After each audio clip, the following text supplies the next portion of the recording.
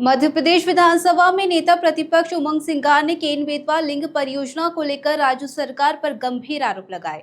भोपाल में मीडिया से बातचीत के दौरान उन्होंने कहा कि वह हाल ही में परियोजना प्रभावित क्षेत्र का दौरा कर लौटे हैं और वहां की स्थिति बेहद ही चिंताजनक है। सिंघार ने आरोप लगाया कि छतरपुर और पन्ना के प्रभावित गांवों में लंबे समय से लोग जमीन अधिग्रहण का विरोध कर रहे, लेकिन प्रदर्शन कर रहे महिला और बुजुर्गों को बलपूर्वक हटाया जा रहा।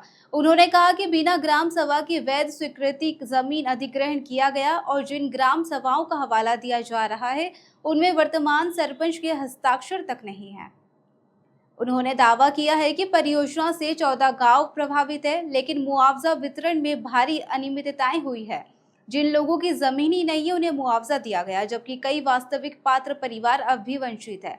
सिंगार ने कहा कि अब तक करीब 450 करोड़ रुपए का मुआवजा वितरित किया जा चुका है, लेकिन कई लोगों की जमीन संबंधी दस्तावेज पुलिस ने जब्त कर लिए, जिससे वे मुआवजे का दावा नहीं कर पा रहे। नेता प्रतिपक्ष ने आरोप लगाया कि अभी न तो सभी प्रभावितों को मुआवजा मिला है और न ही विस्थापना की प्रक्रिया पूरी हुई। इसके बावजूद डैम निर्माण की अनुमति दे दी गई। उन्होंने यह भी आरोप लगाया कि भोपाल में भाजपा का नया कार्यालय भी जनता के मुआवजे के पैसों से ही बनाया जा रहा और इसका निर्माण उसी कंपनी ने किया है जो इस परियोजना से जुड़ी हुई है।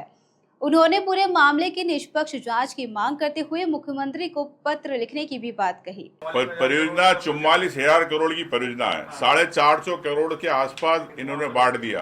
अभी कई गांव में विस्थापन बाकी है। तो अभी जब कई करोड़ बंटना है, जो आधा पैसा बंट चुका उसके अंदर घोटाला हो गया। अब जो आधा पैसा और बंटना है, 1,500 करोड़ जो और भी जो बंटना है, उसके अंदर फिर घोटाले की संभावना है। तो इस प्रकार इसकी जांच हो और जो विस्थापित है, जो गरीब लोग है, जो किसान है, आदिवासी है, दलित है, उनको न्याय मिलना चाहिए, उनको पैसा मिलना चाहिए। वह वहाँ के आदिवासी, वहाँ के किसान जो विस्थापित है, पीड़ित है, वो जानकारी देना चाह रहे हैं, लेकिन प्रशासन सुनना नहीं चाहता, सरकार सुनना नहीं चाहती कि ये लोग इस गांव में रहते नहीं है, फिर भी इनको पैसा दे दिया गया। इस गांव के अंदर अगर उनकी जितनी जमीन है उसके बदले उतना पैसा उनको नहीं मिला। पैसा कहाँ गया, किसकी जेब में गया, किसने खाया कमीशन, ये एक जांच का विषय है। इस पर सरकार को तत्काल जांच कराना चाहिए। यूसीसी के मुद्दे पर सिंघार ने कहा, सरकार आदिवासी वोटों को नाराज नहीं करना चाहती, इसलिए उसे स्पष्ट करना चाहिए कि भविष्य में इस कानून को लेकर उसकी क्या नीति रहेगी।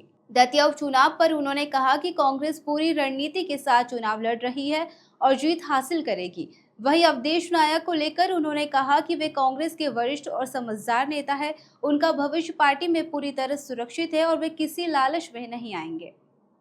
ऐसे ही तमाम अपडेट के साथ देखते रहिए खबर नेशन। खबर नेशन के यूट्यूब चैनल को लाइक, सब्सक्राइब और शेयर करें।